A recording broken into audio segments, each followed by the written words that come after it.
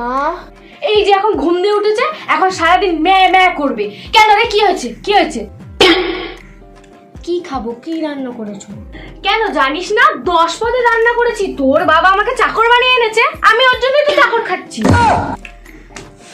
ও মামা, আমার আই কার্ডটা কোথায়? কেন এসে দেখে যা, আমি গলায় পড়ে বসে আছি।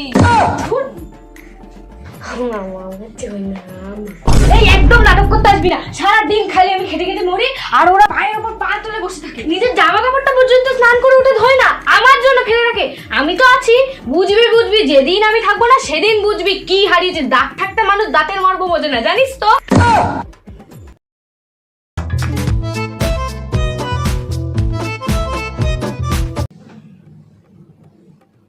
আমার নানু উঠে পড়েছে। Good morning. ওঠো ওঠো ওঠো ওঠো। ও মামা, আজকে কি রান্না করেছো? বেশি কিছু করতে পারিনি রে বাবা। তোর বাবা আজকে সকালে বাজার থেকে মাছ নিয়ে এসেছে আর কালকে ফ্রিজে ফুলকপি ছিল, সেটারই ঝোল করেছি। ঠিক আছে, আমি ব্রাশ করে আসছি, তারপরে খেতে দাও। সে মানু, আজকে অনেক বাসন হয়ে গেছে, কাজের লোকটা আসেনি, আজকে এত বাসন হয়ে গেছে আমি কি বলবো তোকে, আজকে অনেক কাজ। তাই মা? ও মামা, আমি তো আজকে ফ্রি আছি, আমি মেজে দিই? না না, তোর করার দরকার নেই, তুই বাবা তোর পড়া নিয়ে থাক, আমি করে নিই। ও মেজে দিই না মা, আজকে তো ফ্রি আছি। না একদম না, আমি না বলেছি তো নাই, একদম করবি না। না বললাম তো না। ঠিক আছে।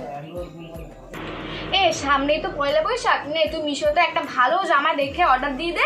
আমি কালকে ব্যাংকে যাব টাকা তুলতে, আজকে অর্ডার দিয়ে দে, বেশি দেরি করিস না, তারপরে ডেলিভারি আসতে অনেক সময় লেগে যাবে। নে অর্ডার দিয়ে দে। ঠিক আছে মা।